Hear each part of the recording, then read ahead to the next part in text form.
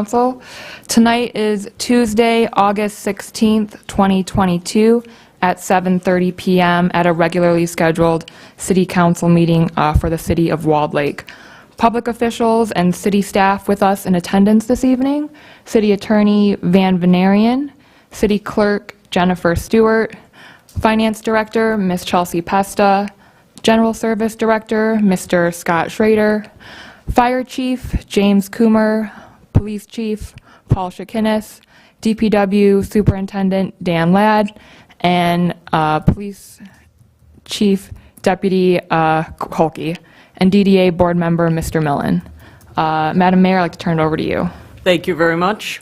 If everyone would please rise for the Pledge of Allegiance and the invocation by Mayor Pro Tem Lublin. I pledge allegiance to the flag of the United States of America and to the republic for which it stands, one nation, under God, indivisible, with liberty and justice for all. Mayor Pro Tem.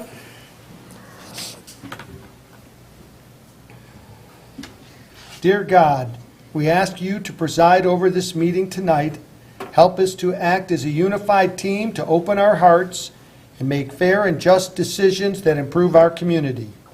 Also, may we come together as a whole with the courage and strength to show kindness and compassion as we collectively work towards the betterment of humanity.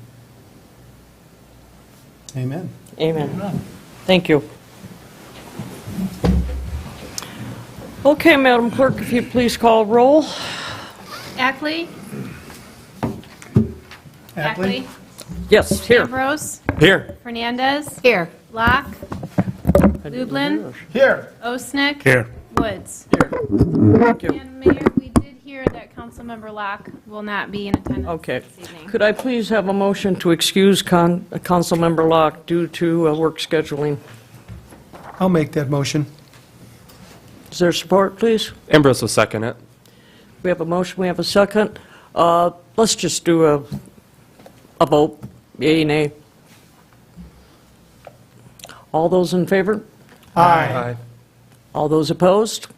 Motion carried. Thank you. Madam Chairman, I want to make sure that the clerk makes note that at the last meeting that one of our council members attended. Fernandez. Okay, we're all set. You got that fixed? Okay, we're good then. They're great. She attended by Zoom and then came in later, and the record doesn't exactly look that. So if we're good, in the middle of those meetings, Okay. you see that. But at the top, it looks like she wasn't there, but she was. Oh, well, I thought it was pretty clear, but Well, the issue was raised, and I was, maybe because I sat through the meeting, I thought it was clear. I'm not making sure. sure that it was good, so we're good. Thank you, City Manager. I apologize. Okay. And I would ask everyone tonight, since my own personal microphone is not charged, if everyone will please speak into their mics, and I should be able to hear okay. Thank you. Okay, are there any requests this evening for agenda changes? Madam Mayor? Yes, sir.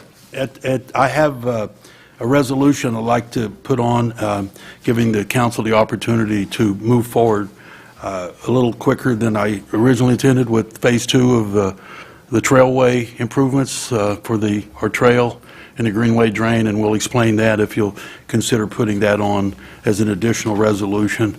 I believe you may have a copy of it in front of you, Ms. Jakeway, do we? So you have a copy in front of you. And then also, we have another resolution, should that happen. I think, Van, do we need to put that on in case? We have another resolution prepared, should the council decide to take any action in executive session. Okay, so that will, You're talking about the closed session item? Yes. Yeah, I think it'd be a good idea to have a resolution prepared if. Okay, we have another resolution that's coming. We have a copy of it, but should the closed session result in a decision that we can bring back to the full council in open session, so there'll be another resolution. I don't think we have to hand it well, out. we don't need to put that one, well, that would be on the agenda towards the end. I think you because- already have a copy of that in Van's closed Yeah. session packet, so. But I'm saying the first one we'll put as item number 4 under new business, Okay. but we would probably then do closed session and come out of closed session after the new business and would have the other resolution if needed, unless Van wants to go into closed session under his report. But I can't see everybody having to leave I think it'd probably be better to do the closed session at the end. in the meeting. Okay, that's what we'll do then. When we get there, we'll make that motion. Okay, does anyone have any other agenda changes? Okay, moving on. Turn it back to the city clerk Good for evening. audience participation. Audience participations, we are offering this meeting via YouTube live stream and also in person. So for those that are in attendance via the YouTube live stream, I just want to have a reminder that if you press *9 on your telephone keypad, again, that's *9, it will activate the raised hand feature for you to be called upon. We do ask that you provide your name and address, and you will have 3 minutes to share your comments. For those that are here in person, we do have a podium for you to approach. And again, you have 3 minutes. Please provide your name and address. Is there anyone, Ms. Jackways, online? There's nobody online, Madam Mayor. And is there anyone in the audience that wishes to speak? Not relating to an item on the agenda. Okay, then we will close audience participation and move on to approval of the minutes. At this time, I would request a motion to approve the minutes. So moved. I'll second. Okay, we have a motion and a second. Any comments? Roll call, please. Fernandez, Yes. Locke, Lublin, Yes. Osnick, Yes. Woods, Yes. Ambrose, Yes. Ackley. Yes. Thank you. Okay, next on the agenda are council reports. Any council member who is either a board member or a representative to another board, if they would like to update at this time. I don't know why I'm backwards, but there we go. Update on your committee or anybody? I do. Okay, I do. you do, you The do. library board met last month, and the library director, Carrie Ralston, provided us with a statistics packet that will not come every month, but did come out for the year. Very interesting. The patrons for 2022 were 1,536 per month, compared to 221, 924. So our patrons are coming back to the library. And the total circulations, so looking at 2019, before the pandemic, or before the mess, or whatever we want to call it, and 2022, we're at 63,000 in 2022, and 52,000 in 2019. So more people are using the library as compared to the previous good, solid year. And the top circulating items are still the children's books. So the families with the kids are using the books and coming in, and all types of digital. The digital circulation from compared to 2019 was 4,200, and now it's 8,800. So there is a new movement with everybody looking for materials. And I guess the library has access to over 90,000 titles across all digital borrowing. And the financials for the library, after revenue and expenditures, the audit that just took, or the year end that just took place, there was a surplus of almost 62,000, and the library has a very healthy fund balance of 366,000, which is over 100% of the previous year's expenditures. So whenever you do that, you're doing really, really well. So the library is being run well and being used, and it's providing a great service to the community. Thank you. Welcome. Anyone else have a report this evening? I thought I saw your hand up, Brian. No? Okay, then we will move on to the city manager, sir. Mayor, members of council, please indulge me. We're going to give a code enforcement report after you've moved to receive and file the departmental and divisional reports, so there'll be an overlap. We're going to give you a long presentation on code issues here, but I need you to get that one out of the way. So take those reports in, the divisional statistical reports, and then I'll move right into the verbal report and presentation on our code violations in the city. Okay. Do I have a motion at this time to accept? I'll make the motion to receive and file the statistical reports. Is there a second, please? Osnick will second. Any questions of the city manager on these reports? Roll call, please. Locke, Lublin. Yes. Osnick. Yes. Woods. Yes. Ambrose. Yes. Hernandez. Yes. Ackley. Yes. Thank you. Okay. The next item I got listed is to report to the council about the violations that are obvious to most of you who drive through the community, and they're basically violations by businesses and residents. There's no particular one at any given time, but what you have before you, I believe Ms. Jakeway put those on your desk, is a list of locations where there's violations. Some of you are familiar with them, some of them are as simple as tall grass, some of them are a little more complicated than that. Some of them are persistent. Some of the people and the business owners are persistent violators, and they're not really good corporate neighbors. So we're out of the business of making phone calls and begging people to clean up their property. I've asked the chief to prepare a short presentation of what we got out there, but what you're going to find is we're writing tickets now. That means each one of you will get a call sooner or later saying how unfair it was to get a ticket when all we need to do is ask them to cut their grass. We're out of the business of asking them to cut their grass. One person was asked, I reported this at DDA meeting, to cut his grass, and he thought it was prudent to use the F word to the code guy and let the county or let the city do what they got to do. So the city did what it did do. We wrote him a ticket. One particular place who's been a consistent problem, the Sunoco station down on the corner. If you all remember back even 12 years ago, he had piles of tires stacked up to the roof. Those are code violations. You give him a break, fix it, but it never gets fixed. The car's backed in, that's a clue. There's no tag, flat tires. So he got a ticket, but he wondered why he wasn't asked to clean it up first. We have a new template invented by the police division. I thought it was nice. They roll in now with the contractors to clean it up, city engaged contractors, and get it cleaned up and write the ticket. So we're going to take them to court and we're going to bill them. So Chief, if you got a minute, could you show us some of the unsightly conditions that the residents think that they don't have to deal with? And it's not just the citizens, it's the corporations, and you'll be surprised at who else is ignoring their responsibility to keep their community clean.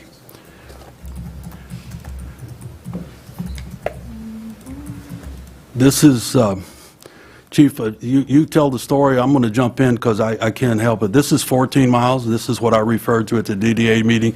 This is the trailer park without the wheels. It's probably one of the most embarrassing sites in the community. This is the one that blew up because of the activity was there some years ago. I guess it was rebuilt and it's the same image it started in and the same kind of activities going on. This is the outside over on 14 miles. This is one of our gateways. Not only do they come in that way, but the people, after they go down East Lake and look at the beautiful $1 million homes on the lake, they turn left and go up 14 Mile, and they look at that. And I'm sure that there's a profit made by renting those places, so I'm sure that they should be cleaning it up. You got another picture of that? That's about as ugly as it gets. Chief? Yep. Go ahead. Go ahead. So this is apartment 1 and apartment 2. Apartment 1 directly faces 14 Mile, and then 2 is obviously right next to it, so the 2 closest to the major county road. These particular locations have been received multiple warning letters, received multiple calls, and the owner as well, similar.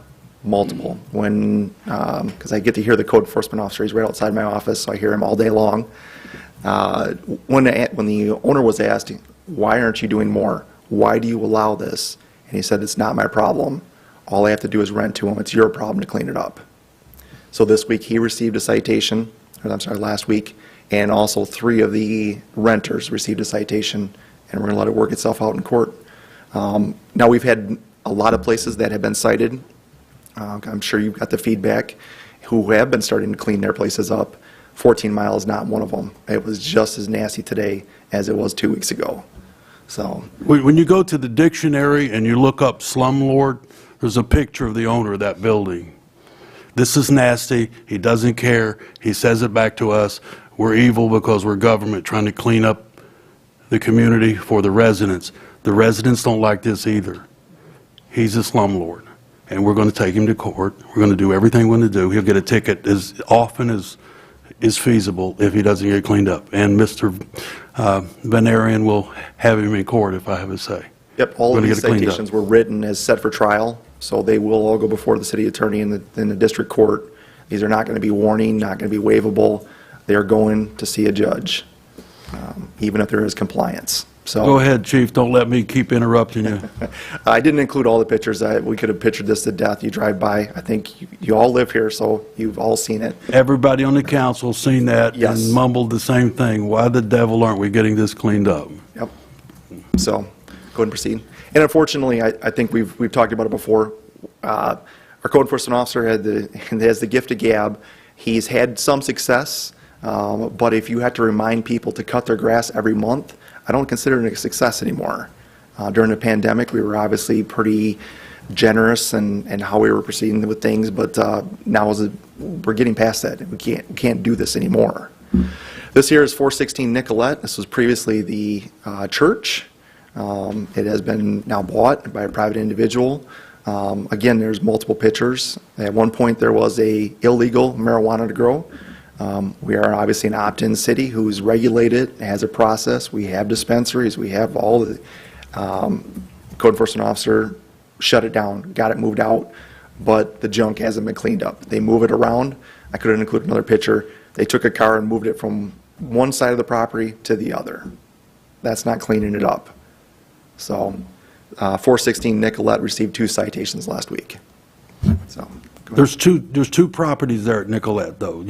Correct. There's 2. One of them was the church itself, formerly a church, and then I guess it was the pastor's residence at one point. So there's 2 buildings there. Both of them are really in bad condition. We've surveyed them. I've personally been over there, so we're trying to get that cleaned up. Again, this used to be a church.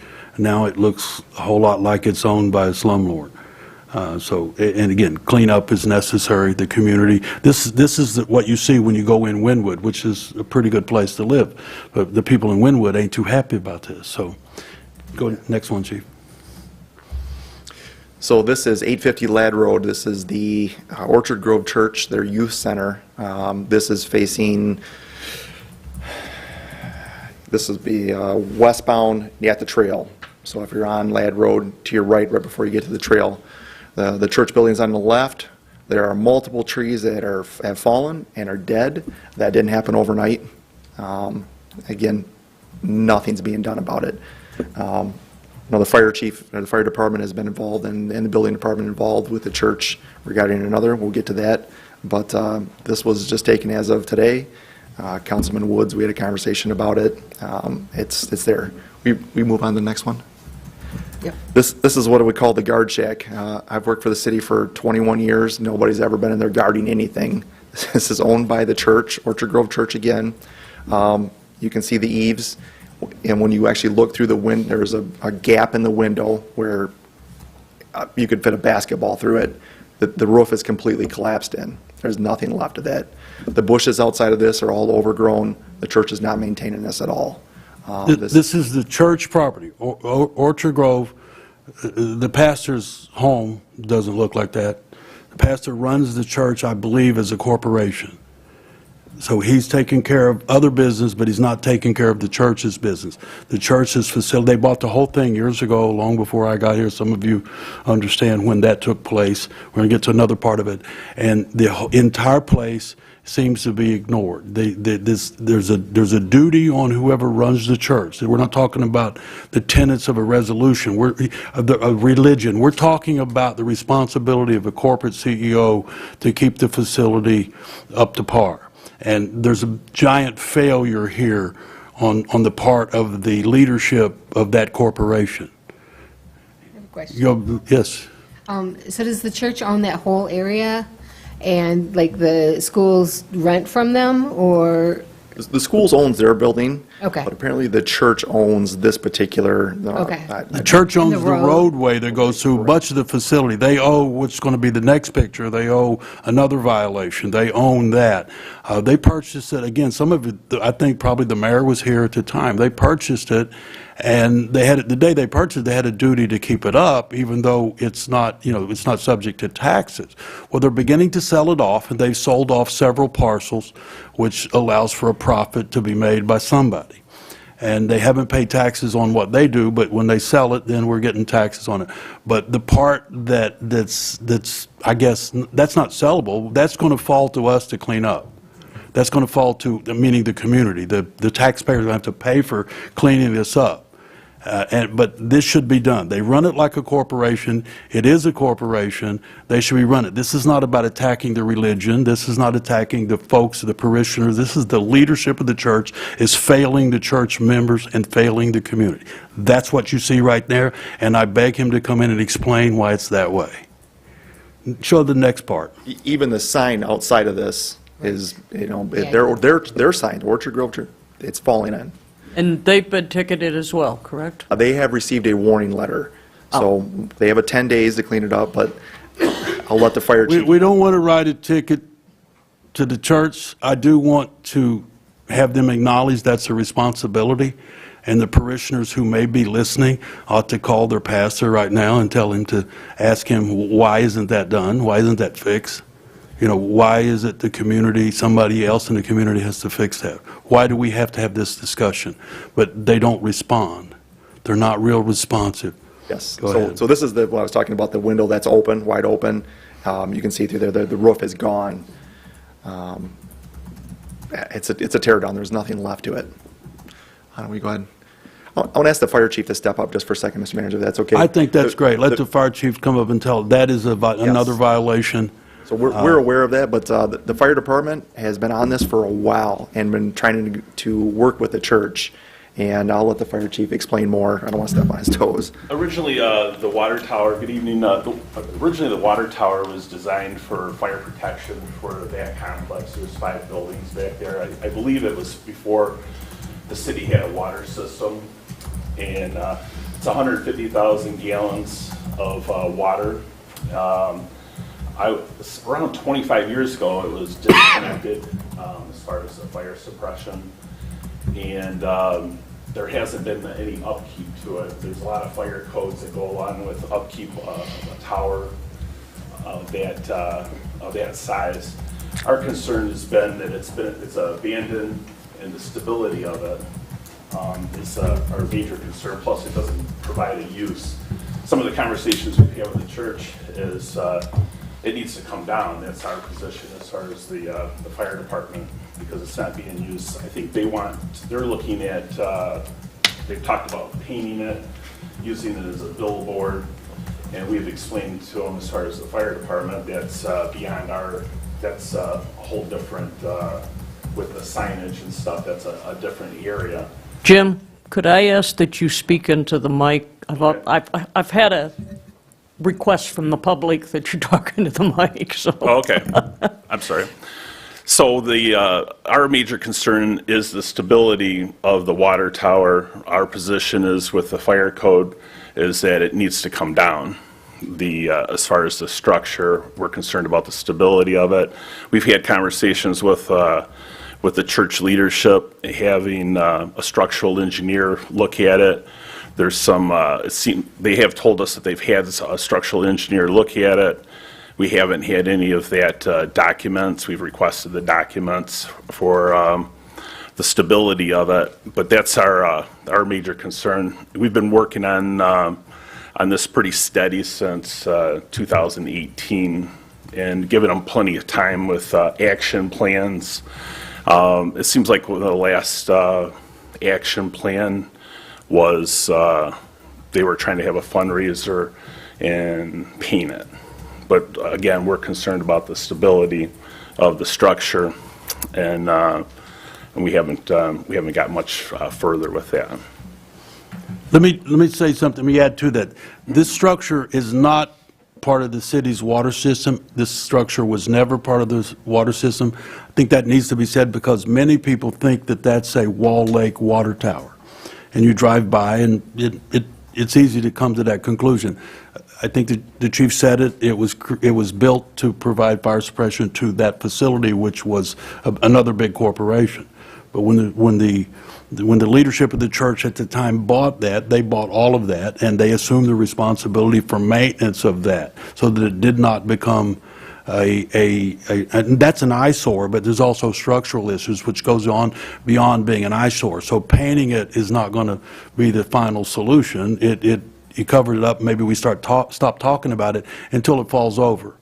And when it falls over and hits somebody and the city of Wall Lake hasn't done anything, we're going to find ourselves behind the 8 ball. This needs to get done. The church leadership needs to face this issue, deal with it, or explain why they're not dealing with it. That's why we're here today. There will be some movement on it if they don't respond. Tickets, I'll come back and talk about what we get them in court, but the church has a responsibility just like any other corporation. This is not the parishioners, this is the church leadership. Anything else? So we did have a deadline for an action plan on the tower to have it demolished, and we haven't heard anything back from them. And that's been, that was at the end of June, I believe. No response. And without a response on it. I'd just like to add, I fully agree that ownership has responsibility and property must be taken care of. I happen to be listening to the service. My wife likes listening to Pastor Chris, who is the leader. And in the message at the end of the service, he did say something about the tower is going to be repainted. It will cost less to repaint than to remove. Not that that has anything to do with responsibility of doing it right, doing it properly, but there was a comment made at the end of the service last week. Painting it doesn't. Whatever that means. If there's an analogy, lipstick on the pig. This is a problem. This is a structural issue. It is an unsightly kind of structure, but that's not the total problem. That doesn't fix it. That delays the discussion, perhaps. But we're here to have the real discussion. That is taking it down. If the deadline was the end of June, this is now the middle of August. What have we done to enforce something if the deadline wasn't met? So our plan was to let the fire department attack this as far as a structural issue, water safety, that type of thing. They've tried to reach out after. At this point, it has fallen to code enforcement, and the warning letter has went out. And when they don't respond, which I'm just going to guess that they're not going to respond as they have in the past, then a citation will be issued for an unsafe building. Okay, then I have one more question, if I could ask it right now, about your list. Yep. As you've been talking, I've looked through the list, and I don't see this location as noted on the list. The warning letter went out today. The what? The warning letter went out today. It's in progress. Okay. How Unfortunately- many more do we have that are in this type of situation or belong on the list that are not on the list? I would say this is the last egregious one that belongs on the list. Okay. Obviously, there'll be multiple more. As a side note, we've been struggling with 2 hoarding households, one in Dover Hill, one in Lake Village, and I'm extremely time-consuming, and we finally had some resolution on both of those this week, or we believe we have, and unfortunately, that drew a lot of attention away from things like this. All right, Mayor? I guess if I may just finish, if this deadline was in the end of June and we've been working on it that as long as we've been working on it, it sounds like it probably should have been on the list before now, Okay. Got it. not as an update. Mayor, Sure. let me add to what the chief said about the other issue. The other issues, while many people thought they were code issues, they looked like code issues. There were houses that were owned and occupied by hoarders, people with issues, and so that did take a lot. We had 2 in town where we got help for them. I think both of the people were committed. I don't want to get into names, stuff like that. So we had some serious issues with we condemned one house, if not both. Correct, both have been. Both houses or residences got condemned. People think that's a code issue, and while it is unsightly and all that, these are people who are actually living in it. So we've got the police department. We were able to get help in that regard. That took some effort, not a lot of help from other institutions, so we had to do it. That generally is not a local government problem. It's a county or a state problem, but we didn't get a lot of response to that until we pushed. So they worked on that and got that done. We have another code problem, but I think the attorney's got that taken care of, that house on Bolton. He'll be able to tell you about that. I think we have an order coming or already close to be able to take that down, but that house was falling in, looked like the guard shack, but she has moved. The city attorney found out where she is and got her served, so we're working on that. And when that happens, we will be sending in a crew to demolish the house if we get the order and fix it for the community. We have a duty as a city to the other members in the community. So he may want to speak to that, Van, if you could speak to that later or whenever. So the house on Bolton, that's a code issue, but it wasn't a malicious or negligent. They have issues, the people who live there, and so we work with those a little bit different. They don't give us the backside. They just have issues. So the chief has got 2 of those fixed. City attorney got the other one fixed. So we're heading towards resolution on all of those. I think we're working very hard at it. I just had a few questions. Back on the church property, the piece of, or the building that appears also structurally unsound, at least the overhang, how long have we been working on that? Well, that's been working with the church, and again, the church tells us one thing, and they have not been following through on it. So how long has that been going on? It's been going on this year. Okay. It didn't take 1 year to get that looking like that. That's been neglected for years. So we've been, casual with them. We're not anymore. That's what this discussion's about. Okay. Probably going to annoy the pastor, maybe your pastor. So have a discussion with him and tell him to fix it. That's all we want. That's all we want. Fix it. I agree. We probably beat that to death. We probably said enough about it, at least from our side. The only thing I'd like to say right now, even though we have what seems like a lengthy list, we're working on it, and I think the residents and the people of Wall Lake know that. But what I'd also like to say, as I drive around the city and walk the city, we do have these locations, but there are many, many citizens that are really improving their homes, and Wall Lake is looking good in spite of our code enforcement problems. And I think that needs to be pointed out. That absolutely true. We see improvements, absolutely true. We see improvements in Wynwood's kicking it up a little bit. The different places are. This is not to say Wall Lake's going, what we have people is just they fail to do what they're supposed to do, even the basic stuff. Chief, how many tickets totally have we issued so far? 18 in the last 15 days. 18 tickets, 18 citations for code enforcement. That's unprecedented for us. We spent years trying to ask people, and you ask one place over and over again to don't do that or fix it, and they do. They move it around like once to the other side. But no, we're not going to do that anymore. We don't have to do that. We never had to do that, but we try to get compliance. That was our standard. Try to get compliance before we write tickets. That has not worked. That's not the template anymore. The template is you get a ticket, and then you tell the judge why you didn't get it done.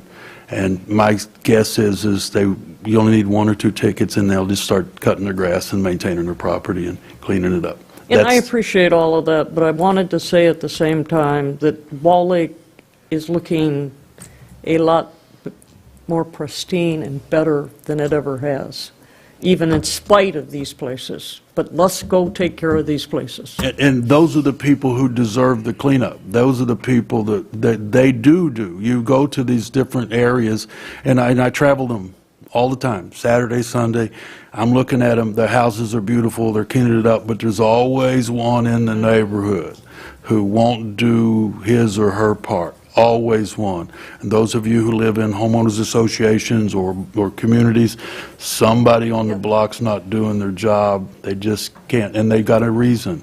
And it's not your business as a government official to tell them to cut their grass. That's what they tell you. Anyway, Okay.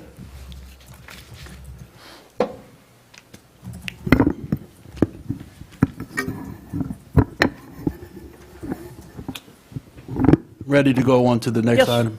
I don't think anybody Mayor, else has Mayor, anything. Council, one of the issues that I want to bring up to you from administration and, of course, from the clerk's office, too, is the issue we've had with people serving on the boards who are unwilling or unable to continue, but are not meeting their responsibility to recognize that and resign. It's our position that an abandonment of a position is a resignation, and that the people who haven't served or come around or even let us know for a great deal of time, I declare they're vacant. I believe that there's a couple of spots on our boards that have been vacated, and that amounts to a resignation. But it also probably would be much better if the city council created, either by resolution and ultimately finalizing by ordinance, determination that abandonment by not coming is a resignation, so that the mayor's office can do the nomination and give it to the city council for filling those spots. We have at least 2 that fit that category, and you're going to continue to deal with it like that. But I think if you're going to have the boards, you need to fill those spots. And we have at least 2 who they don't respond.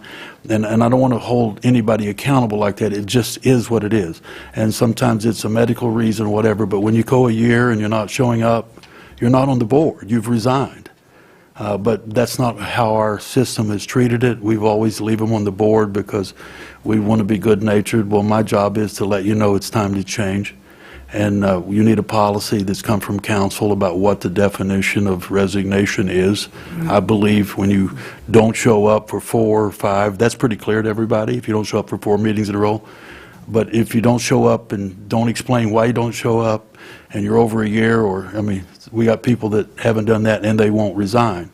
They're not willing to do that, or for whatever reason. So I don't think we need to have that discussion about why they don't.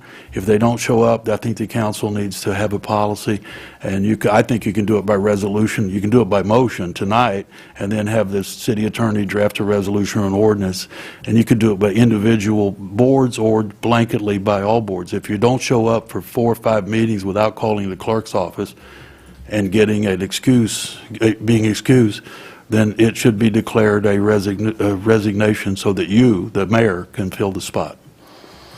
That's all I need from you tonight, is to know that you've heard that remark, because we've got spots that the mayor needs to fill.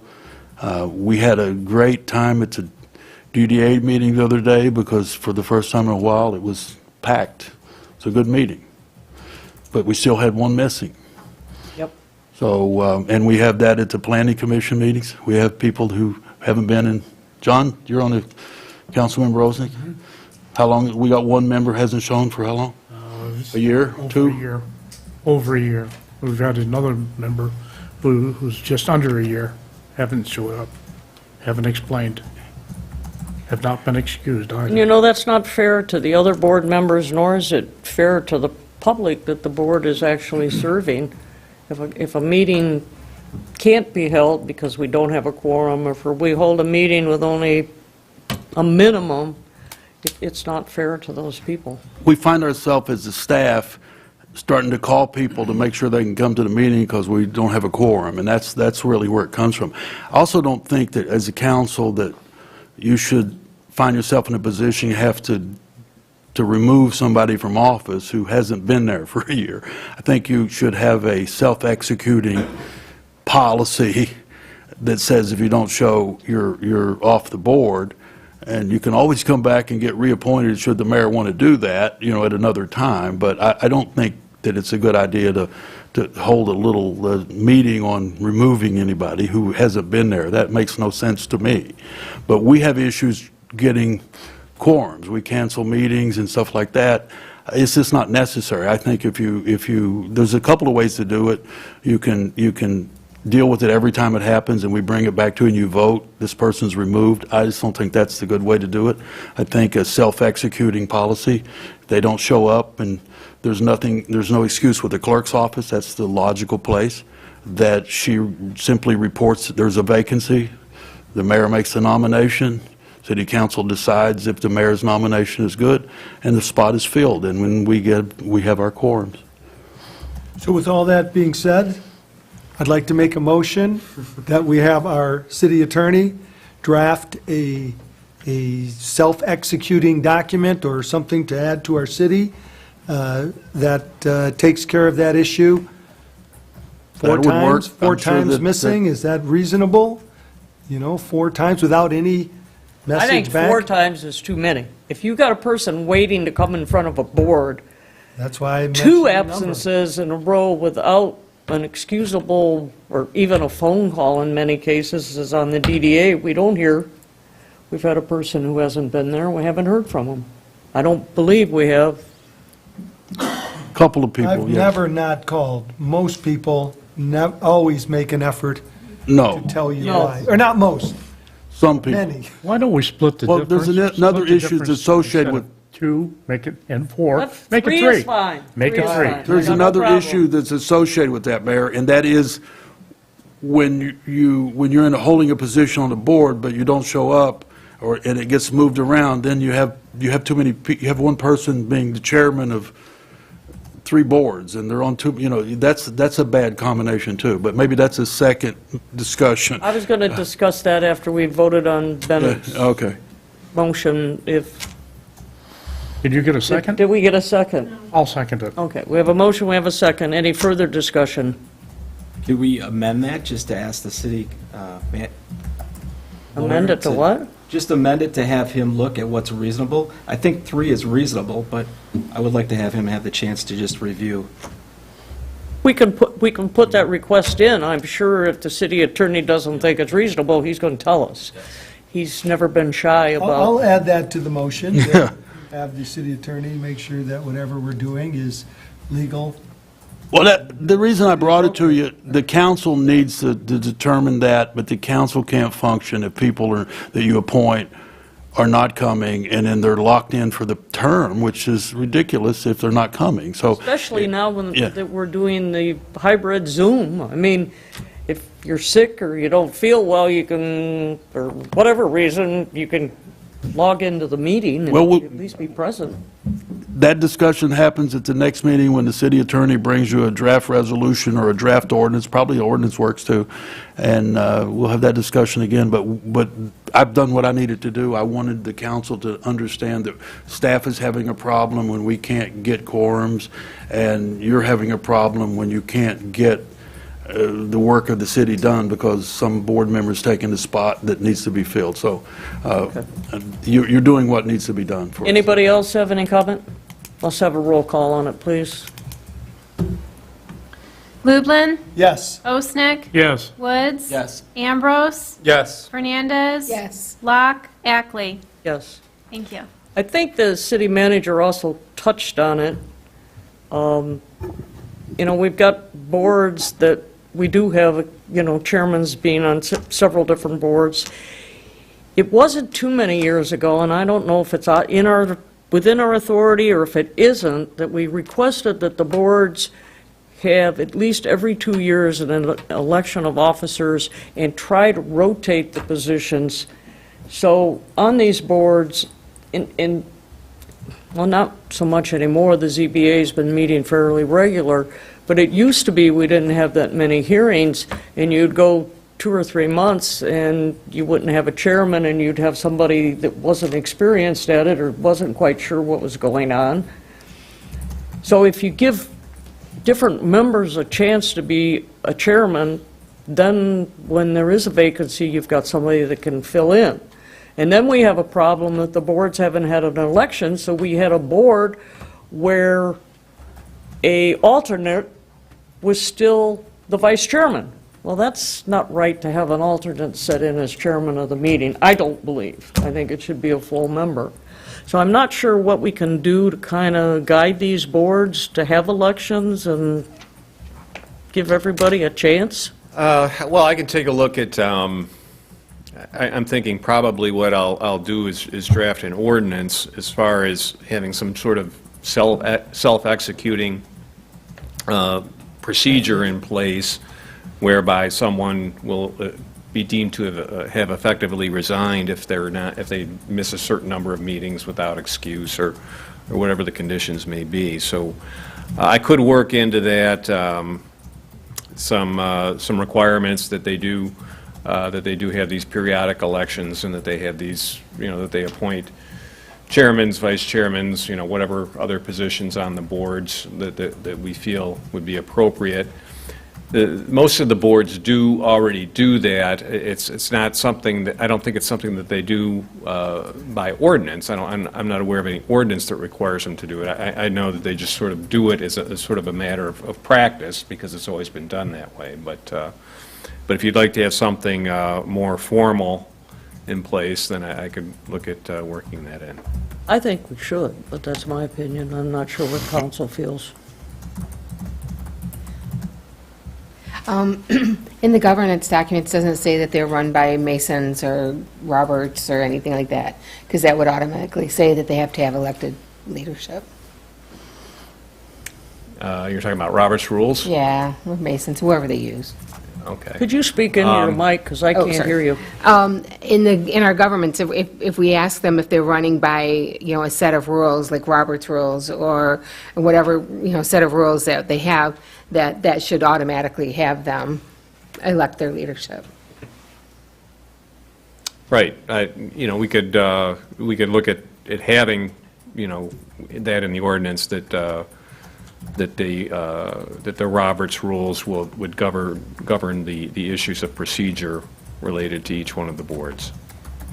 With these being not elected positions, I don't know that a term limit for a chairman, if we have a good chairman, we would want that to continue.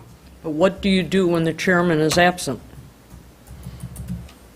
Well, if isn't there the the three number that we're using, then that person is taken off, and then there's a new I'm decision. talking about you've got a meeting, and you don't have a chairman, and you don't have anybody that's acted as a chairman until that evening. I'm saying give some of the other board members Well, maybe have experience. a vice chair position, is that what you're saying? A vice chair position already set up? Not on some of the boards. Right, but maybe we can do that. There have been occasions. If we don't have the election and the person who's vice chair leaves, we don't have a vice chair, Right. is what I'm So you're saying. calling for an election At least every for two- the different right. boards for a chair and a vice chair. Madam Right. Mayor, That's not Madam Mayor, reasonable. Yes, sir. we have had an issue prior on the Planning Commission, many years ago, where we had one person who was deemed to be a good chairman. He was there for quite some number of years. And it got so that it became his Planning Commission. So by rotating every 2 years, you serve 2 years as chair, you rotate to the vice chair, that vice chair takes over, then he rotates to a third person. That way you get all of your experience, but you also keep it equitable for everybody. You don't have a committee becoming somebody's little play toy. Okay, let's let the attorney fly with it, Okay. if that's okay with I'll bring everybody. something back for Good the next idea. meeting. Madam Chairman, I have one more item I'd like to talk about tonight. I'd like to come back at the next council meeting with an ordinance addressing business activity downtown and the time limits we've put on it, some of the restriction downtown. I want to be ready for opening it up. If some of the people do what they're supposed to do, I think our activity restricting downtown activity to 9 o'clock is in some of our zoning, particularly in the marijuana ordinance, that should be adjusted to give more time. The activity downtown is going to be, we're going to have a looks like we're going to have another bar down there.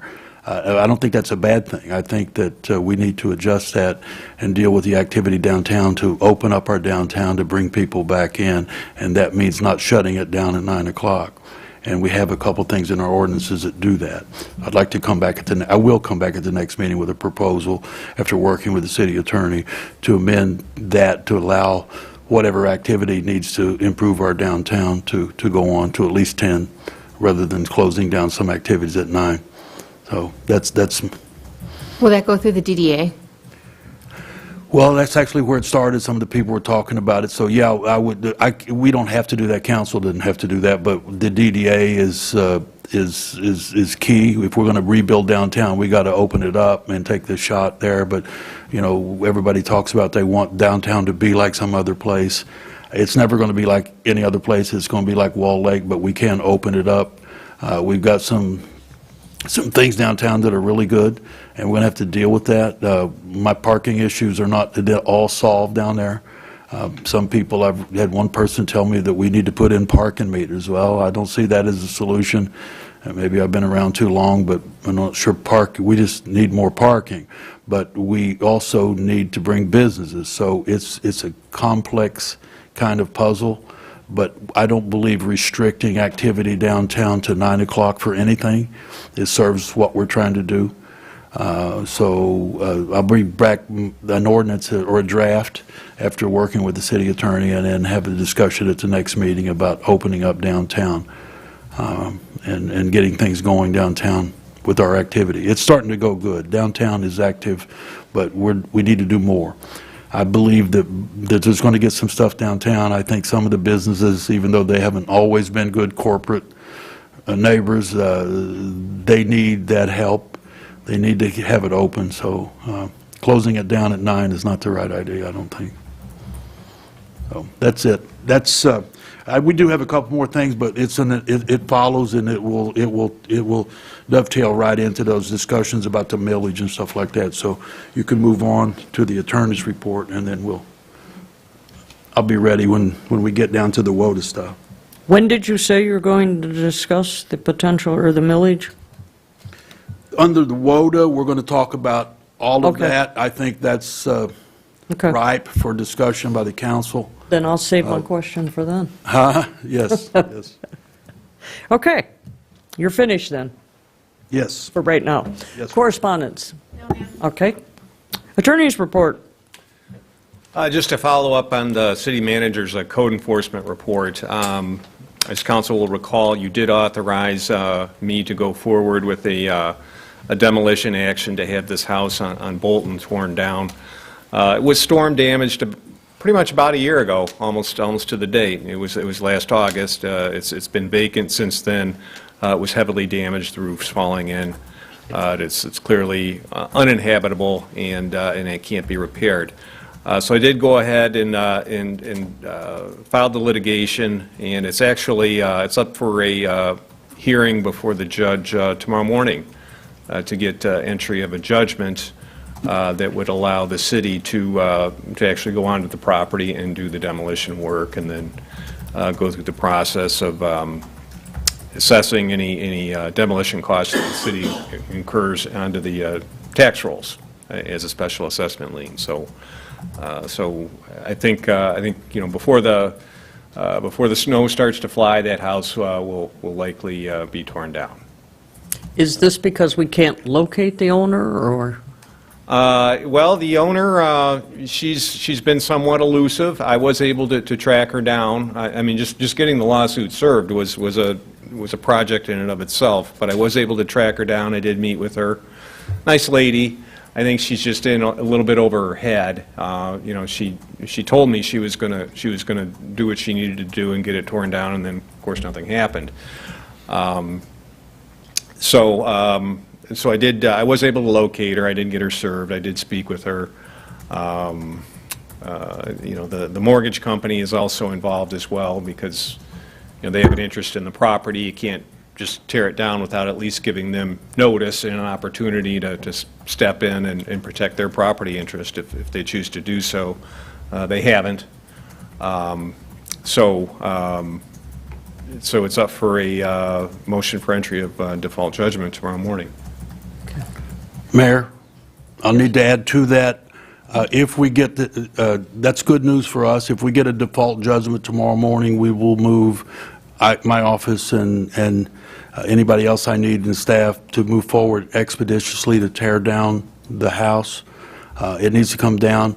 That, I'm not sure what that's going to cost, but I may come back to you with forgiveness because we're going to bring the contractor in, and it's probably going to cost a few thousand. We have a model for this. If you remember, over on Sparks Lane, we tore one down over there. Then over on Leon, we tore one down there. On Leon, there was somebody who's very similar. That person was, over their head. That person was actually living in the thing right up until we had to move him out, and it was that bad. Spark Lanes with another one that they had abandoned, but when you went in there, it looked like they still lived there. So we've done this before. We'll call the contractors and get them in here. I don't think we want to wait another month. If he gets that judgment tomorrow, and whatever the order says, we will move, and I'll bring you back your report and tell you what it costs, and we'll charge it where it needs to be. But the people over in that community area, they need that repaired. They need it fixed. And this is a code violation technically too, because it was a mess, but you don't write tickets. There's issues, and we don't really need to get deep into that, but we do need to take care of it. So we'll do it quickly, as quick as the order will allow. And then I'll report back at the next meeting if we've taken it down. That should take a few $1,000s, though. Okay. Next item I have to report on this evening is the MDNR partial transfer agreement regarding the trailway. And essentially what this agreement does is it sort of essentially replaces the current project agreement that applies to the entire length of the trail. As council will recall, the city was formerly a member of the Trailway Council, which was created pursuant to an interlocal agreement between Commerce Township, the City of Wixom, the City of Walled Lake. The purpose was to acquire the abandoned railroad property, build it into a trail. The Trailway Council obtained a grant from the state of Michigan through MDNR to acquire the land and to develop the trail. As part of that process, obviously, there's a project agreement that MDNR requires that has a lot of restrictions on the use and the maintenance of the trail property. It has to be used as a trail forever, open to the public. It's required to be maintained as a trail. And there are also restrictions within that agreement that says that the trail property cannot be conveyed without the approval of MDNR. And that's where this partial transfer agreement comes into play. This agreement essentially grants, one of the main features of the agreement is that it constitutes the approval required by MDNR to move forward with the actual conveyance of the property from the Trail Council to the City of Walled Lake under the terms of the interlocal agreement. When a party withdraws from the Trailway Council, that portion of the trailway that is located within the withdrawing party's boundaries has to be conveyed to that party, and then that withdrawing party takes over the ownership and the maintenance of the trail. So the holdup in the actual conveyance of the property itself, although the city withdrew from the Trailway Council about 2 years ago, has been waiting on MDNR to get this partial transfer agreement to us, and they have finally done that. It is before council tonight. I've reviewed it. I've confirmed that the substantive provisions of the partial transfer agreement are pretty much identical to the current project agreement. There are obviously restrictions regarding the use and the maintenance and the conveyance of the trail that the city will be bound by, same as what currently apply under the current project agreement. So it does still need to be approved by the Trail Council as well, but I am recommending the council move forward and approve this agreement. Okay, what is the pleasure of council? Well, seeing as how I've been privy to a lot of this, I'll go ahead and I'll make a motion that we approve a resolution of the City Council of the City of Walled Lake approving and authorizing and the execution of the MDNR required partial transfer agreement, approving the conveyance of the Walled Lake portion of the Michigan Airline Trailway from the Commerce Walled Lake and Wixom Trail Management Council to the City of Walled Lake, this being Resolution 2022-30. 30. Okay, is there support? Support. Okay, we have a motion, we have support. Any discussion? Any questions of the attorney? Being none, roll call, please. Osnick. Yes. Woods. Yes. Ambrose. Yes. Hernandez. Yes. Locke. Lublin. Yes. Ackley. Yes. Thank you. Motion carried. That concludes my report for the open session of the meeting. I do have an item to discuss in closed session. Okay. Okay, we're moving on to unfinished business, the request for closed session. Who needs to be in on that, sir, besides?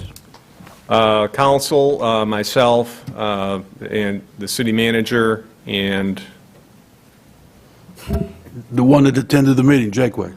yes, Ms. Jakeway. Okay. Yeah. Do I have that motion then? I'll make the that motion. motion. I'll make it. Support. Support? Okay, we have motion support. Roll call, please. Woods. Yes. Ambrose. Yes. Hernandez. Yes. Locke. Lublin. Yes. Osnick. Yes. Ackley. Yes. Thank you. Okay. There being no other unfinished business, we'll move on to new business. Second reading of C 362-22, amendment to Chapter 15, offenses and miscellaneous provisions. Do I have a motion for second reading? So moved. That's motion. Is there support? We have support. Any discussion? Roll call, please. Ambrose. Yes. Hernandez. Yes. Locke. Lublin. Yes. Osnick. Yes. Woods. Yes. Ackley. Yes. Thank you. Okay, item number 2 is the proposed resolution 2022-31, amendment to transportation fund of the interlocal agreement with WODA. Mayor, I think it's useful to do a little background on that amendment as well, because that's affecting a whole lot of people, and there's some other items on the agenda. So I would ask that Mr. Schrader, probably Ms. Pesta, and even Ms. Jakeway, who've been participating in the whole WODA thing, and then that's going to kind of dovetail into the discussion about the millage that's going to be on the agenda for transportation transportation services. So, Mr. Schrader, could you give a background, Mayor, Council, on what the amendment is and what's been happening in WODA?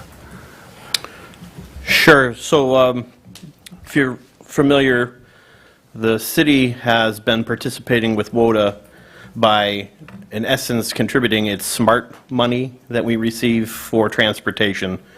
And there was a pilot program and an agreement that was established on a pilot basis that has since, the funding stream of that has since expired, and there was going to be a somewhat complicated formula, mathematical formula based upon a percentage of population as well as a percentage of ridership.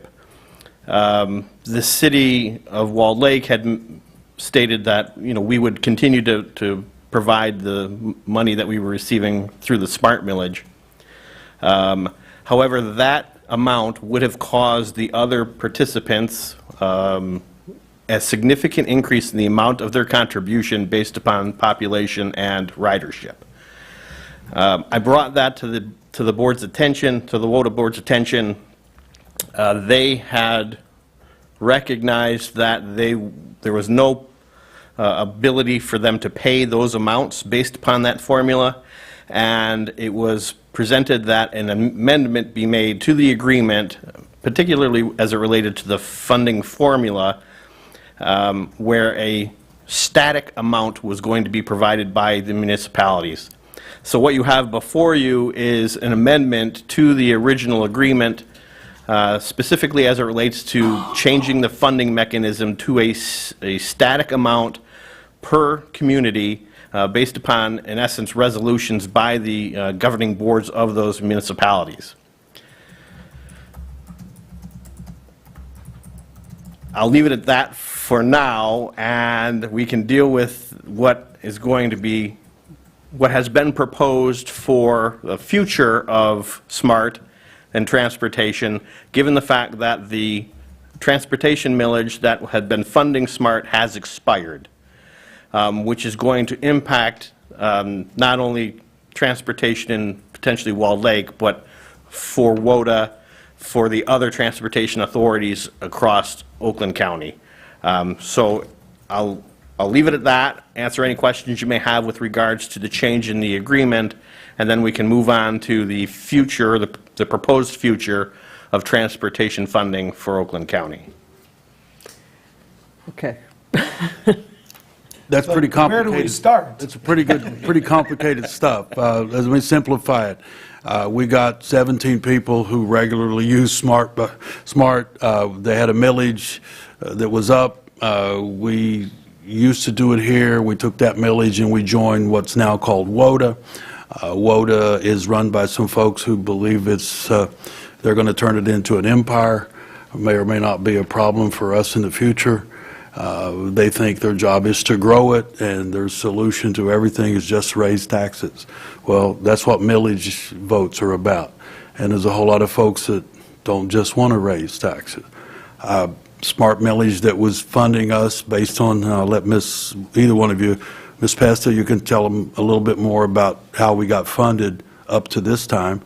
But essentially, we're getting funded for that in small ways, but it expires, and if that goes away, then the city's going to have to fund out of their general fund. If we're going to provide that service. All the people in the city are going to be paying to provide services to essentially 17 people through the next several years. Our ridership is not that big. But it's important to those 17 people, but I'm not sure it's important to everybody. So we're going to have a millage vote, which changes the dynamic for everybody. The vote was approved by the county commission. Why don't we just put that up? Ms. Jakeway, can you get that up on the screen? The language for the millage is going to go up on the screen here, so you know and the public will know what's being voted on. Like everything else, if it's going to be voted on, it can be yes or it can be no. And this is countywide, and will be on the November? Yeah, it's going to be, right there it is. I hope you can read it. I think you have a copy in front of you if that's tough to read. That's the language that we got from the clerk that's going to be up there. So the millage, up there it looks like it's a tad smaller than what the current millage, what the current millage is, the current millage having been expired. So if this fails, then we got an issue with funding it at all, and that becomes, so we're in the business because we had it here locally, and we transferred our money to WODA. We chose to go to WODA because we thought it was a better idea, and it was for Walled Lake. It was for administration. Once this passes, if you read that, the county's in charge. We're out of the business. Even WODA could be out of the business. If you read that and read between the lines, it looks like the county will be able to divvy up that money any way they want. Mm-hmm. And that might not include WODA. Right. It could include SMART, which means we still would be able to provide services, or at least Walled Lake, we wouldn't be providing services. Walled Lake would still have some services. I think there's a lot up in the air. And probably there's a question or two from council members and certainly from the users. I don't know if that helped the mayor. No? I don't know. I'm not sure what the commissioners did. I'm not sure they know what they did. I think Councilmember Fernandez has got some input. But, okay, so as SMART, so for like a $200,000 house, it's roughly $200, right? And who collects that money? And then as SMART is an opt-in, so the local community can opt in and choose. So we choose to be part of it, Novi chooses not to be, correct? Because they have their own program. That's correct. So this overrides that, makes it a countywide, and then says, screw you to the locals if you choose to be in or choose to be out. You must be reading my notes to self. Because that's exactly what it does. Not that they would do that at the county, but yeah, there's no control here. But if it fails, I don't know what it defaults back to. If that millage that we were traveling actually expired, how do we get that back? What I do know is the people who use it in Wall Lake expect you and the mayor to provide that service. So even if it's a few, they still expect it. And so if you continue to do that and we have no funding, then it would be funded out of the general fund, which is shrinking to begin with. So because we have no. What is that dollar amount per year? So we receive, Well, either one of you. we receive approximately $133,000 through the SMART, 132? 133. And we give that to WODA? We do. So if the millage fails, we'll be trying to find 132,000 for 17 people? That would be a conversation that we would have to have, that's correct. And if the millage passes, WODA goes away? So the conversations, there has been conversations with the transportation agencies, and there has been, as far as you can take this, reassurances made to those authorities that funding is going to continue in the manner in which they've become accustomed. That's Now- another way of saying, we're the government, we're here to help. Right. my God. So whether or not you can trust those assurances, or something doesn't change between the time that this, if it does get adopted, gets adopted, and there's actually contracts in place, that's anyone's ballgame.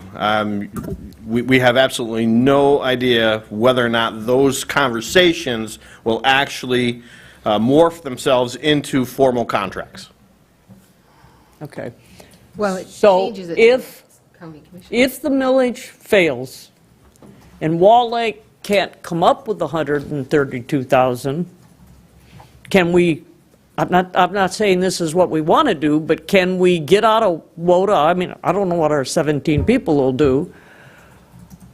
Or The answer are to that we, is yes. are we stuck with being in WODA? So I'll defer to the attorney because we've actually had these conversations. Yeah, this withdrawal from WODA is kind of the piece that I've been sort of working on. And the difficulty here is, in your typical authority or interlocal agreement, usually the community can withdraw anytime they want, without any reason and without any strings attached, or except possible funding. But WODA is what they call an Act 196 authority, and that statute that authorizes this type of an authority, this type of transportation authority, says that if a member wants to withdraw, they can it requires two things. Number one, the city council would have to adopt a resolution to withdraw from WODA, and then it goes to WODA. And then WODA has to approve the city's withdrawal. So that's the problem with this type of an authority, is that the authority itself, WODA, can keep you in even though you want to leave, which means you got to continue to pay into it, potentially, if they decide they don't want to let you out. And obviously, WODA is there's a disincentive for WOTA to let a member out, because if they let a member out, then they're losing that funding source. They don't want to lose that funding source, so they want to keep the members in. So that's the difficulty with this particular type of authority. It is difficult to get I out wouldn't want to of. lose 132,000 to transport 17 people either. Sounds like a fairly good business to me. Yeah. So I've looked over there is a proposed amendment to the WOTA agreement that is, I believe, on the council. I think that is before council tonight. I did include language in there that would require WOTA to let the city out if the city decided to get out. So it has gone before Highland Township. They approved some of this language that I've suggested be in there, but not all of it. So, you know, for this first amended interlocal agreement to ultimately get adopted, all the member communities would have to adopt it with the same language. So I just have well, maybe two questions, and then council, if you got questions. Okay. Let me phrase this. If the millage fails, SMART remains in existence, am I right? My understanding is, and I would defer to Scott and Chelsea on this, is that the millage that the city was relying upon to receive the funding to pay for the city's membership in WOTA expired at the end of last year.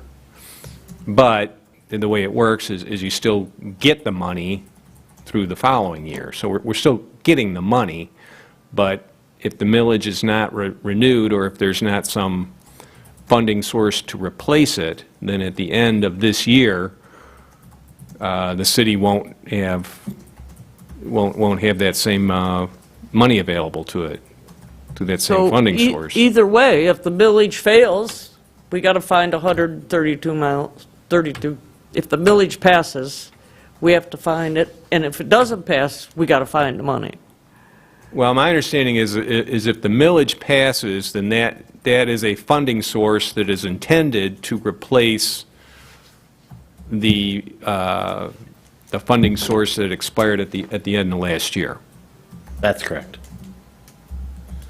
So if the millage passes, there will be transportation money available, but it sounds like, you know, it's not going to work exactly the same way as it did before. That's correct. You know, and it sounds like there's some uncertainty about exactly how it will work. But the money, there will be money available. We just don't know if it's going to be as much as the city was previously getting, or maybe it would be more. I don't know. And if it doesn't pass, it goes away the end of the year. Right. Then there will be no more. Then the funding source for transportation will be exhausted, and then, like the city manager said, then you're looking at paying for it out of the general fund. At least for one more year. Well, it the has to be done by July city is currently in WOTA. I think there's 3 years left on the current agreement. I'd have to double check that to be sure. They want to do an amendment that's going to create 4-year terms. So if the amended agreement was adopted, there would be a reset, a 4-year term, and then it would automatically renew for additional 4-year terms at the end of each 4-year term, unless, you know, people decided they didn't want to renew. But the benefit of this first amended agreement is that it contains provisions that aren't in the current agreement that would allow the city to withdraw and require WOTA to approve it. So that this, as far as the withdrawal provisions are concerned, I can't speak to the finance end of it. But the withdrawal provisions in this first amended agreement are more favorable to the city than the current ones are. Okay. So this proposal, if passes, the 133,000 we would receive, but can we do whatever we would like to do with that after? No, because now it's Oakland County, correct? So as I understand it, the 133,000 that we're getting would not be coming to us directly. It would be directly going to WODA on our behalf, so to speak. And then WODA could change our contribution amount, So if in fact this passes, change our service? if this passes, there's going to have to be another amendment to this, this agreement, because the funding streams that were originally envisioned did not include a countywide millage for transportation. So if, in fact, that countywide transportation millage passes, and it is the county's intention to fund WODA with those proceeds, then the communities themselves will no longer have to participate financially in the operations of these authorities. So we will still be able to opt out. No, It would, no. That's what the contract says, right? no, I don't think. Not at we'll all. need to count Right. So we couldn't opt out and take the money, And And use they- it in a different way. right? I don't think so. And right now, it's a community millage. It's like Countywide. we're receiving the 133. Oh, no, I'm sorry. The one that's expired was an opt-in community millage that the county had put forth on our behalf. I see, but they want to change the rules on it. They want a countywide millage without the ability to opt out. And the number that you want to look at there is the 66,100,000. That's correct. Because that is nowhere near what SMART brings in right now. And they want a more connectivity in the region. Yes, there are communities that either are doing it themselves or are offering no transportation at all. The county wants to change that so that every community in Oakland County has a transportation option. So they've put this forward. Could our millage be increased from the 133,000 amount? So there is a potential for more than 133,000 on our behalf could be contributed to WODA with this. They have said that that would be the case, but again, what they say in a final agreement after this is adopted, it could be entirely different things. Anybody suggest? So could our mill charge be increased? The City of Walled Lake's mill increase based upon this proposal? No, this is the county millage. It has nothing to do with our millage. We do not have a millage for Which is part of transportation. the county Yes. number. Yes. But as fluctuations in value move, then more money could go in there. It could be 160,000, but we wouldn't get access to that 27,000. So approving this proposal, or this resolution, would give us more, would give us the ability to opt out if we don't like what we're doing? Is that the idea of this resolution? Well, that's the idea of the withdrawal provisions of the agreement that I've been working on. I think I haven't worked on the finance piece. I defer to Scott and Chelsea to tell you what the differences are as far as the funding and the city's financial contributions that I'm not familiar with. But all the other communities, all the other member communities would have to approve it as well, in addition to the City of Walled Lake, for it to take effect. So we could approve this resolution and it not really matter because the other participants in WODA did not approve it as well. That's possible, yes, but But at least we had approved that we want the ability to get out. I think it's not it's to our I think it's- liking. Yeah, I can tell you that what's before council tonight, as far as the withdrawal provisions, is what was circulated by the WODA director and was approved by the WODA attorney. So, It was also approved by the WODA board members. the WODA board did approve it. We did. What hasn't happened yet is the individual communities approving them. Okay, all right. I So, wasn't aware so of the provisions of the agreement as they've been presented have been, approved by all the representatives of those communities on the WODA board. So Van, by, you bringing this forth, you would like us to approve this because this puts us in a better situation with opting out if we don't like whatever happens after that is potentially approved. If it's not approved, then it's, I think that the termination provisions are more favorable to the city. Now, I wasn't aware that the WODA board approved a draft of the agreement, and I would have to look at what the WODA board approved to make sure that what they approved is the same as what's before you tonight. Because there were a couple of different drafts that were flying around there, it was my understanding that one of the communities had approved a draft, but the WODA board had not yet approved it, and the WODA board was waiting on the member of communities to approve it before they approved it. But it sounds like the WODA board has actually approved a draft of the agreement. We have. I mean, there was a conversation, and it was agreed at a meeting that the provisions for the opt-out were to be included in the final amendment or the final draft that was to go before the member communities. Okay. but this is your draft. Yeah, my recommendation would be is that you would approve what's before you tonight. Oh, But what if, then we'd have to come back at it next month if it doesn't line up. Potentially, yes. So the other communities in WODA have a significant incentive to adopt this amendment. Because if the amendment is not adopted, then the original formula for funding stays in place.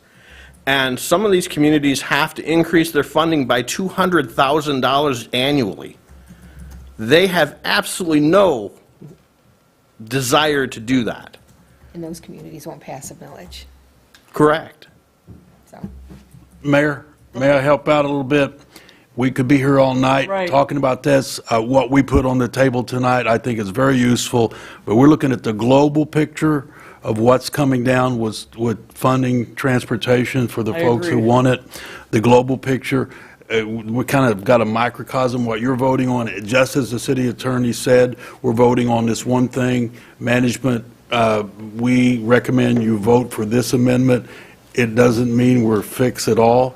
I do believe that Councilwoman Fernandez read my notes to self because that's my biggest concern, that we're going to have a problem and WODA will have a problem, but we have problems with WODA because they want to spend a lot more money than we're willing to front right now, and so does the county. So we're just beginning this tour. This is going to be a bus tour all by itself, but you need to start here. If we don't have something like that, we won't be able to opt out, and we're stuck in a sort of a treadmill, running and running and running. So this is the start. You vote tonight, but you got to keep your eye on the millage. I think it's probably a good thing if the millage passes, but if the millage passes, we may be giving it all up to the county, and the folks at the county who are much smarter than me will tell us how they're going to spend that money, and we may not have a say at all, which wouldn't surprise me. So, but we're really in a position, we got to move forward tonight, and I think we need your vote on this part of it. And then, that's why I've been sending 3 staff members to the WODA meetings. Ms. Jakeway is the voting member. Ms. Pesta attends, and, and because this gets tricky. $133,000 doesn't sound like a lot of money. But it could get expensive if we try to do it ourselves. So, but we're kind of in a position we have to move forward with this amendment. So I'm recommending I think staff agrees. It's a complicated issue, and there's a whole lot of politics involved in it, not just money, but politics. Some people will benefit, some people won't. Mr. Schrader hit it on his head. The other formulas that they default to gives them incentive to agree with what we're going to vote, something similar we're voting on tonight. So I think that's it in a nutshell. We could talk about this forever tonight. Okay, if council's ready, we have the proposed resolution 2022-32 approving, wait, I'm on the wrong one. 31. Where'd It'll it be go? 31. It'll be 31. Right. Yeah, I'll make the amendment to approve the resolution to approve I'm sorry. amendment Right. of amended interlocal agreement for information of an Act 196 authority to provide transportation services, and that would be 2022-31. Thank you. Support. Okay, we got a motion, we got support. Are we ready to vote, gang? Roll call, please. Hernandez. Yes. Locke. Lublin. Yes. Osnick. Yes. Woods. Yes. Ambrose. Yes. Ackley. Yes. Thank you. Okay. Ladies and gentlemen, does that do what we needed to do to start with? Anything else? Okay. We just kind of took our time getting there. I Okay, want to understand it. I think we all understand it now. yep. It's Okay, very next complicated. item on the agenda is item number 3, which is what I was just trying to get you to vote on. Proposed resolution 2022-32 on the purchase of new digital fingerprinting station for the police department.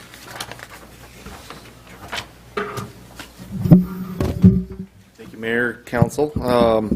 The current fingerprint, so when we talk about getting booked in the police department, we still have that ability. We still do that here. Anytime we can cite and release someone we take into custody, we try to do that. It saves us money for not having to lodge and take our people out of the city. So there are two portions of this. One is the mugshot system.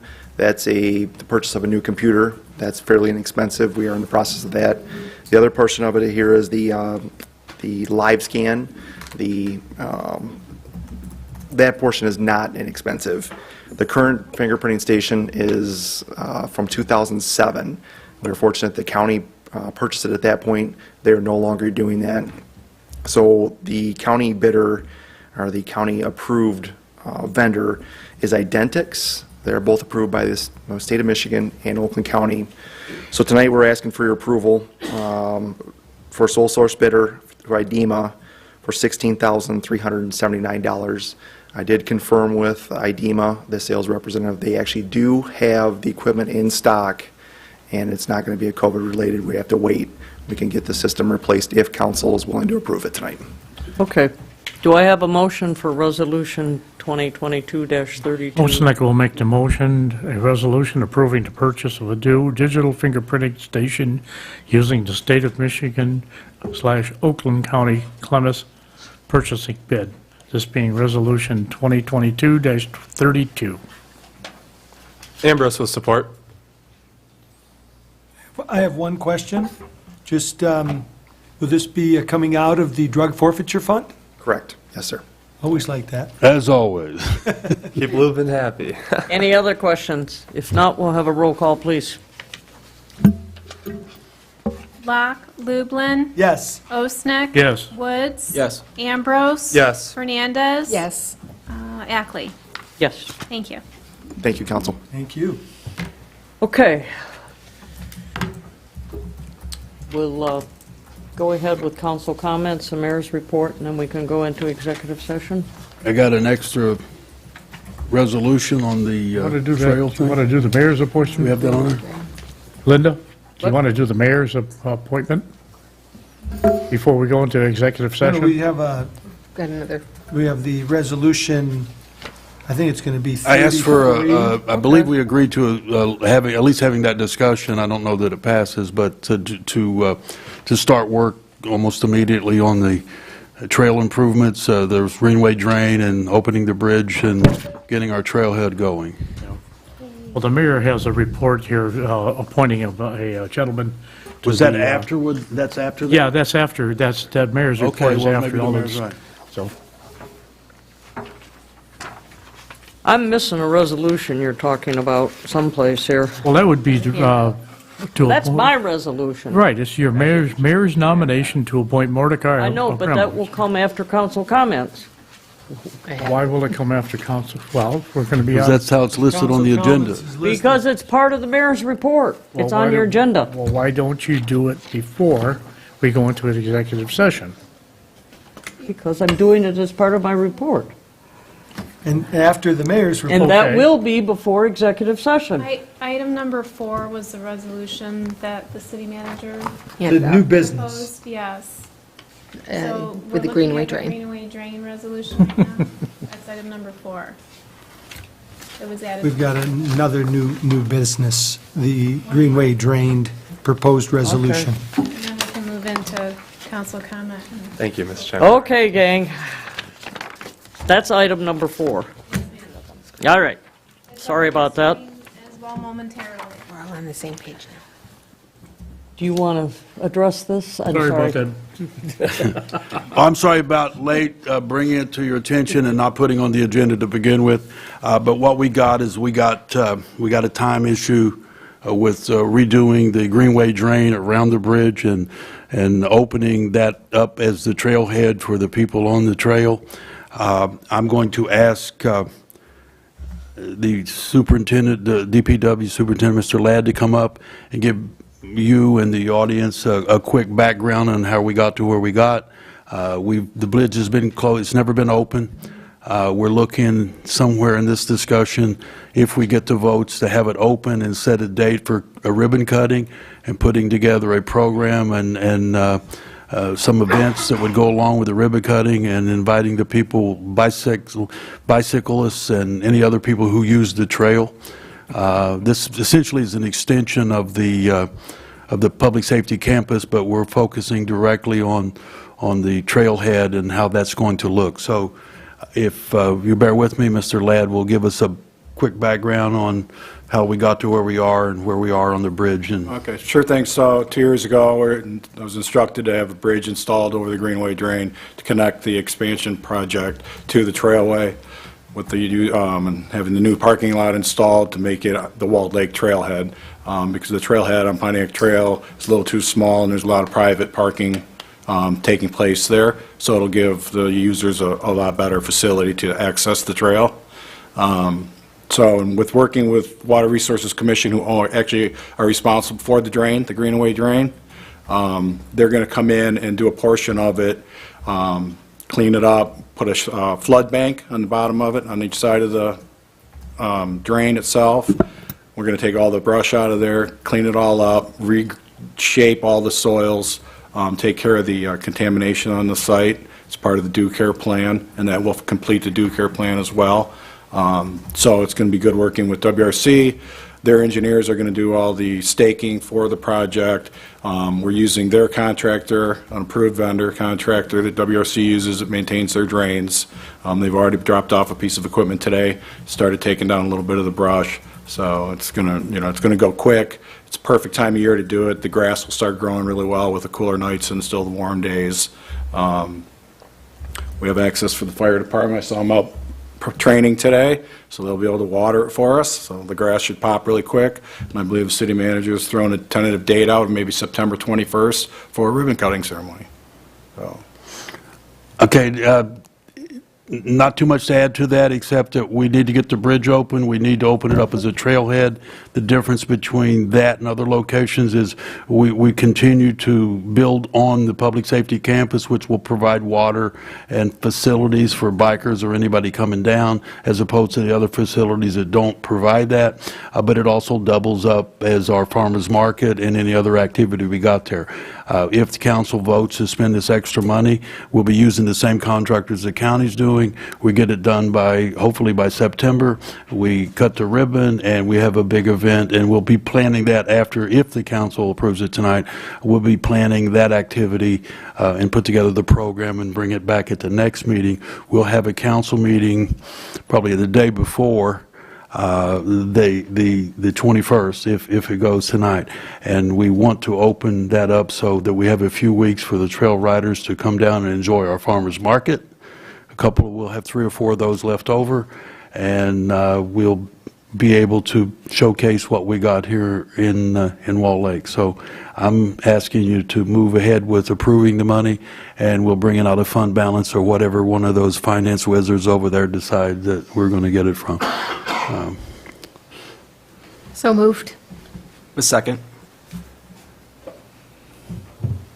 Okay, we have a motion, we have a second.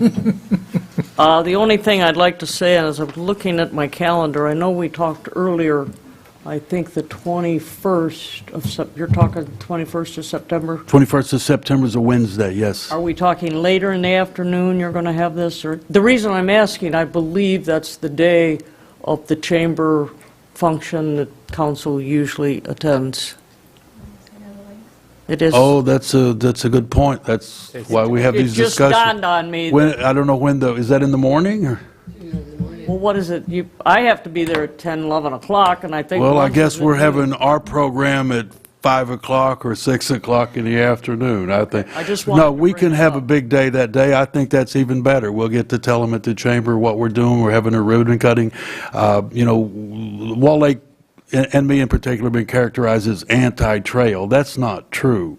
I'm anti-big government, extra government, and all of that. I think the trail is a great idea, but I think the people locally ought to decide what the funding's going to be. That'll be city council and the residents here.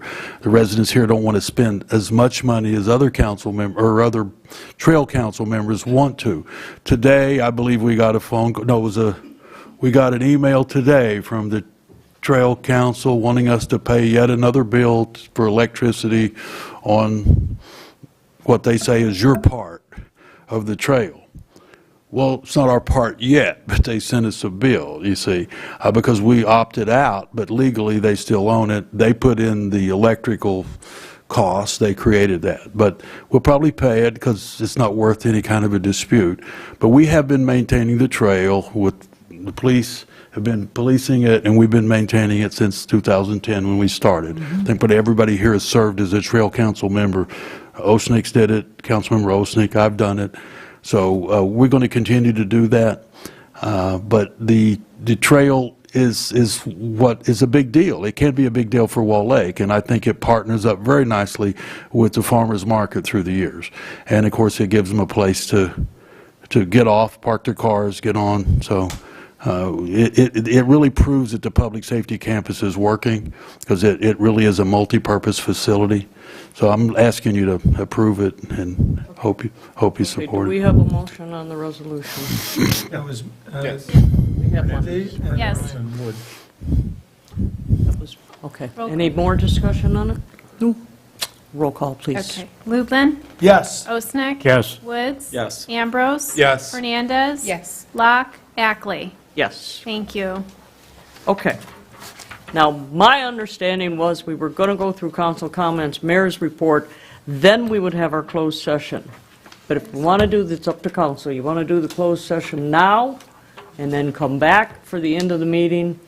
Some of the audience may not want to stay for the end, how do we want to do this?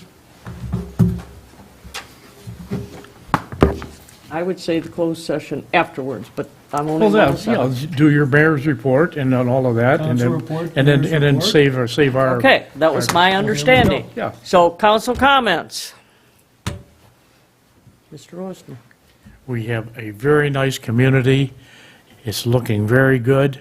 The flowers are in full bloom. Old Lake is a nice place to live. That's my comment. Thank you. Councilperson Fernandez. Just want to remind everybody about the farmers market that on Wednesday mornings and Wednesday evenings, we have the concerts in the park. So make sure everybody gets out for those. Councilmember Woods. I just want to remind everybody about the upcoming fire safety review, right, the 27th this month. So so it'd be the morning. It's really good for the kids, so I recommend that you come. The projects that we've been doing over the summer have been great. The detail that's getting done, it's carrying over, and echoing the mayor's comments from earlier, things are getting done here. There's still a few details to pick up, right? It's a team effort, it's not just the city, but things are getting done. We're hearing about new breakfast places, new hardwares, facilities are getting refurbished, so things are happening. Councilmember Ambrose? I can't echo that much more. It's a great time to be in the city of Walled Lake. Everything, I mean, we're moving fast, and other cities are really taking notice. I mean, we need to continue what we're doing. Everybody is doing a great job, from every single staff member in this room. I mean, we thank you. The city of Walled Lake couldn't be where we are, how we are, without these people in this room, not us up here, but them back there. And that's all I really have to say. Thank you. Thank you. Mayor Pro Tem Lublin? Yes, I just want to say that now that we are driving Decker Road and enjoying Decker Road, the speed and the quality of the construction, the team did a great job, the subcontractors did a great job, so we certainly say thank you for getting that done well. And on a different wish list note, pickleball is the rage. It's like we need to find a place to spend money. I'm not sure about that, but that may be something that we want to look at. I mean, I'd rather think of the corner over there, and there's so many different areas to look at, but I'd like that to go on record as something that I'd like to see in one of our parks. You know, a couple pickleball courts, because everybody's playing it. It's great health, great for you. So that's my comment. Okay. Thank you very much. Mayor's report. I have one item on my report, and that would be my nomination of Mordecai Ambrowitz to the Walled Lake Library Board. The board is strongly in support of him, and I would like to make the nomination at this time. I'll support that. Woods will Need a second. motion? Oh, I'll make the motion to appoint There's a resolution. a resolution accepting the mayor's nomination to fill a vacancy on the Walled Lake Library Board pursuant to the requirements of the city charter, making an appointment to the Walled Lake Library Board for an unexpired term. This being proposed resolution 2022-34. 34. There you go. I have met Mr. Abramowitz, and he is involved in budgeting. That's what he did for a living, and he's been a longtime patron of the library, and he'll be a nice addition. Thank you very much. Okay, we have the motion, we have support. Roll call, please. Osnick? Yes. Woods? Yes. Ambrose? Yes. Hernandez? Yes. Locke? Lublin? Yes. Ackley? Yes. Thank you. And I guess my comment would be to reinforce what I said earlier. Yes, we have a few humps and bumps that we have to overcome, but I think on the whole, Walled Lake is definitely moving in the right direction. We do have great employees, and I think they're doing a great job. And I also think our city council is moving in the right direction. Even though sometimes tonight we got a little confused because I had help along the way confusing me, but other than that, we're I done. try my best. I try to follow the agenda, but Mr. Rosnick just wanted me to go in another direction. So at this time, we are not going to close the meeting. We are going to adjourn and go into executive session. 5 minutes or 10? 5 minutes. Yes, you can have 5 minutes if you like. So I'm sorry, go ahead. Pardon I me? didn't mean to interrupt you, go ahead. I can't I didn't mean to interrupt you, go ahead. I just wanted to make sure you're aware of the video, so there's going to be just a time minute to Okay. transition over. Okay, that's fine. So anyone who does want to stay till after the meeting is over with, lobby? I don't know. Do any of you want to stay for the outcome? Anyways, we're going to adjourn for 5 minutes, or not adjourn, we're going to take a recess for 5 minutes. Very good. Jeez.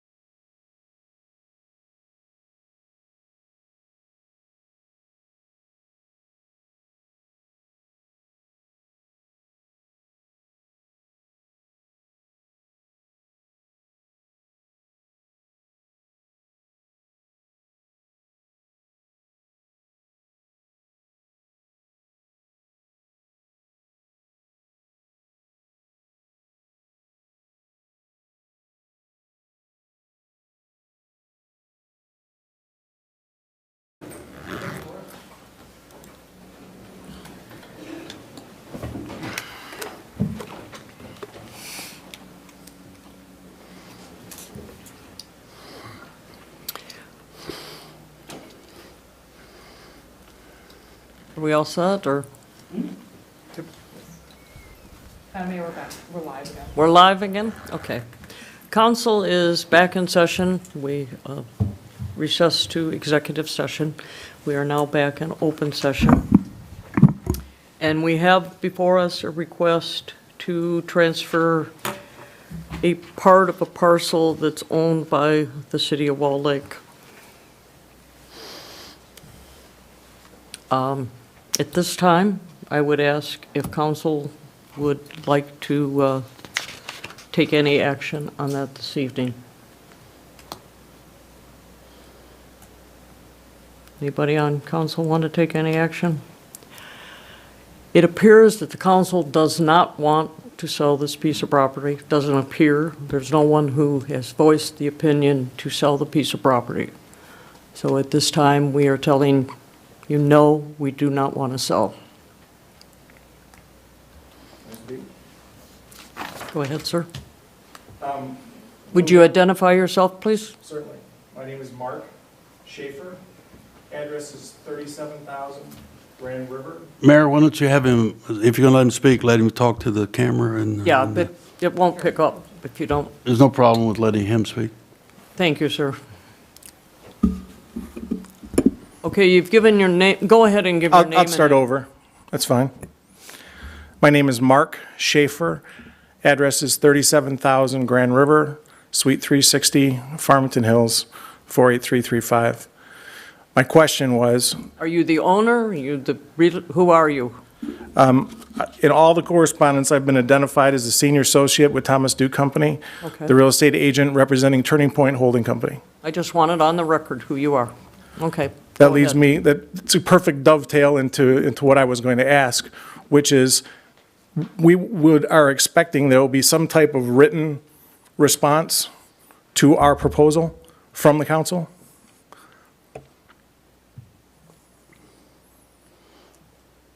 Council does not feel that that is necessary, but I don't anticipate that you will be getting a written response. It's been brought before council.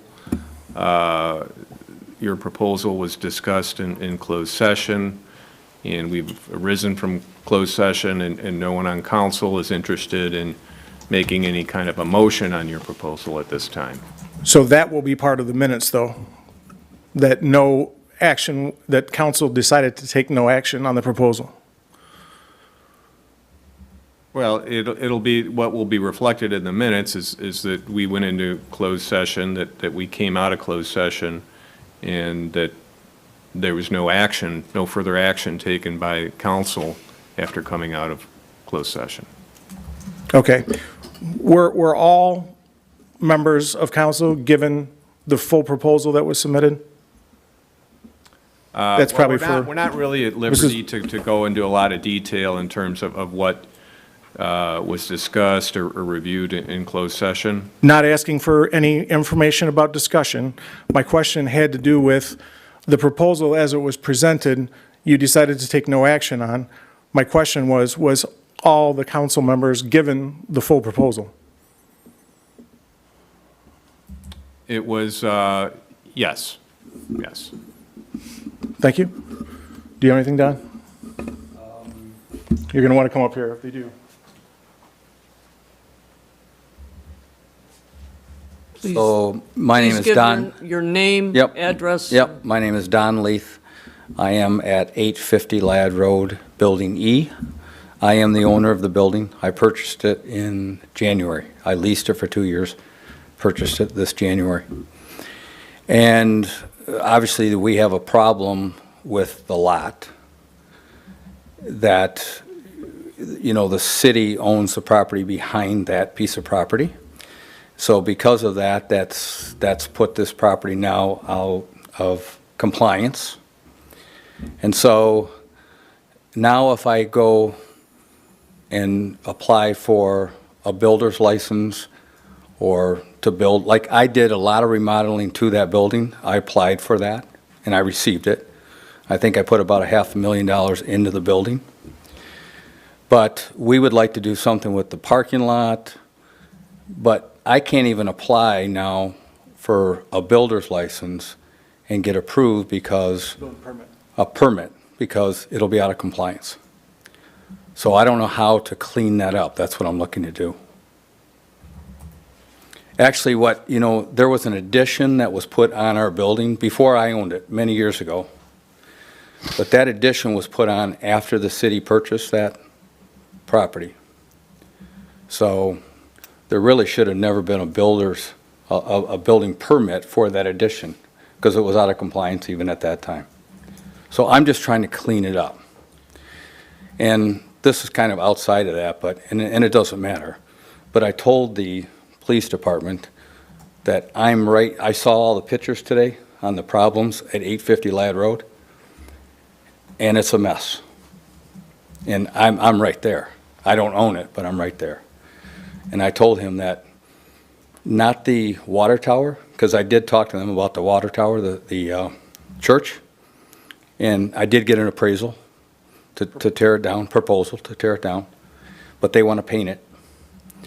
But all that whole problem with the entrance off of Ladd Road, I'm going to pay and have that completely cleaned up. I told that police department that, regardless of what you guys do. I'm just going to do that for the city, and I'm going to do it for that neighborhood there. That's all I have to say. I would like to add one more thing. There was a lot of talk today about things in the city that needed to get cleaned up, and there were zoning issues that needed to be addressed. When the city bought this parcel, the 4.58 acres, it created a zoning nonconformity, which was in my proposal. Our proposal was to pay the city to correct that problem and transfer 0.35 acres that has no frontage on any public road, and we are the only purchaser for. It was unnecessary that it was acquired at the time because it was not needed for either the Maple Road right-of-way or for the wetlands mitigation, as I documented in the proposal. So I only wanted to make sure that I understood that this was going to be in the meeting minutes, because there will be another proposal coming. Thanks. Thank you. Thank you. Okay. With that, do I have a motion to adjourn? So move. Support. Let's go home.